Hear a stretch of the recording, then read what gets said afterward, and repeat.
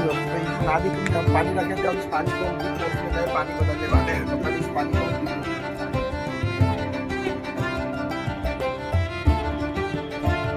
अब हमने इस नाली से पानी को बदल दिया है और इसमें हम भरने वाले हैं नए पानी।